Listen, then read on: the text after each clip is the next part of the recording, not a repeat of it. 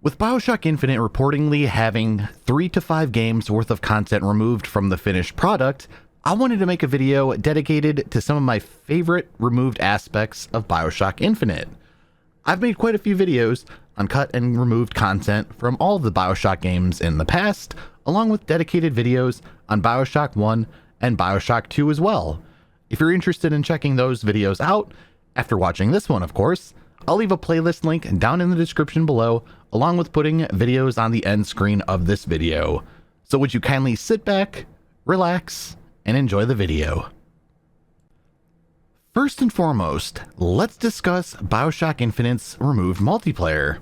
Yep, you heard that right. For the first time since Bioshock 2, we were going to have a multiplayer within Bioshock Infinite. Overall, there isn't too much that's known about the specifics of Infinite's multiplayer, like game modes, progression systems, how many players could fit in a lobby, etc. We do know, however, that one of these game modes would have been called Border Patrol, which is kind of funny and ironic considering what we see within the story of Bioshock Infinite. Ultimately, due to time and budgetary constraints, the multiplayer was ultimately cut from the finished game. While doing more research on Infinite's multiplayer, I came across the ArtStation profile of Chen, who was a level designer at Irrational Studios from 2011 to 2012. We exchanged some messages back and forth, and he politely asked me to not share images from the levels he created within my video. If you'd like to check these out for yourself, along with showing him some love, I'll leave his ArtStation profile down in the description. Go tell him I said hi, and go tell him that he did some good work on those levels. Now we're going to move on to the enemies that didn't make the cut.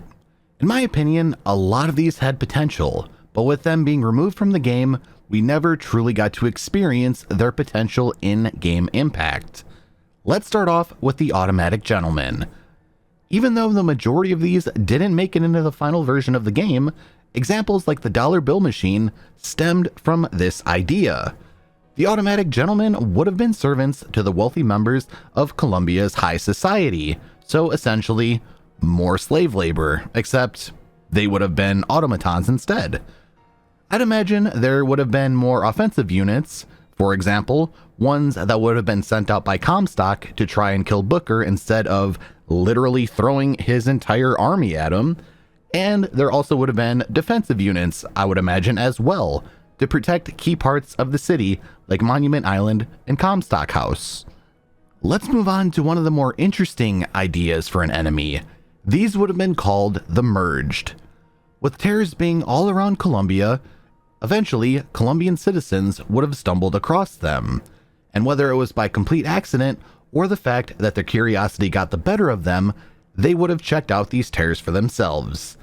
After being exposed to said terrors for long periods of time, and potentially meeting alternate versions of themselves through those terrors, their bodies and faces would start to warp and merge together, hence their name.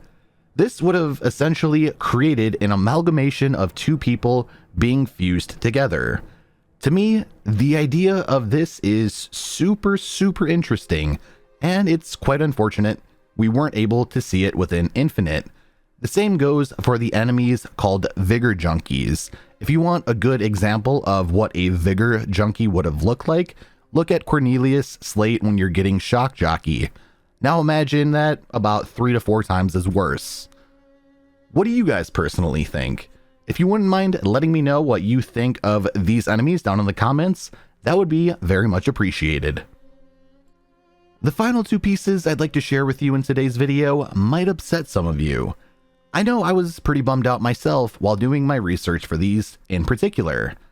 First, there was a canceled DLC project that would have been led and created by 2K Marin.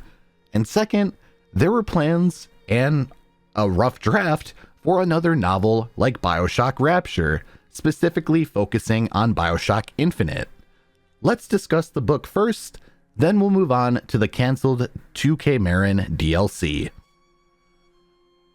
There isn't too much information in regards to how long the writing process behind this book took, along with the details about the overall story. However, we were indeed going to get a new novel based on events from the entirety of Bioshock Infinite, all the way into Burial at Sea. Specifically, I believe they would have focused on Elizabeth. However, I'm sure Booker would have been incorporated as well. Back in 2015, Ken Levine replied to someone on Twitter asking about the novel, and he stated the following, quote, "He handed in the first draft. We'll review when prototype is done," end quote. In regards to this prototype he mentioned, I can't really make an accurate assumption as to what he meant by that, and maybe you guys could clarify that for me down in the comments. The only thing I could possibly think of is that there was a prototype or a set story that Ken Levine had envisioned and that he wanted. So maybe he's talking about reviewing that first draft and seeing how close the author's first draft was to Ken's overall idea. Unfortunately, I don't think we'll ever figure that out, especially with this being nearly a decade old at this point. The author who would have been in charge of writing this book was a writer by the name of Joe Fielder. He assisted Drew Holmes, Jordan Thomas, and Ken Levine with writing the overall story of Bioshock Infinite. So I assume that Ken had some level of trust in him to bring this book to life. However, with the little information that's been archived about the book, along with Joe's Twitter account currently being privated, there isn't much I can get from his end. So my apologies for that. But the fact that we were going to get a Bioshock Infinite novel is such a missed opportunity that hopefully we can get one day. If not, then it just remains as a piece of Bioshock lost media. Finally, let's move on to 2K Marin's canceled DLC.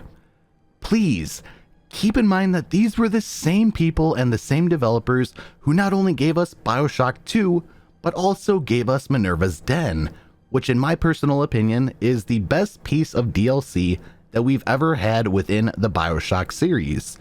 I know some of you who are watching this video right now might enjoy Burial at Sea more, and that is totally okay. I'm just glad we can all come together and appreciate all of the DLCs that we've been given throughout all the Bioshock games. If you wouldn't mind letting me know your favorite DLC, feel free to do so. I would honestly like to hear that. Now, let's get back to 2K Marin's canceled DLC here. The overall story details haven't been disclosed, which is quite upsetting, and I don't believe we'll ever fully know the full details.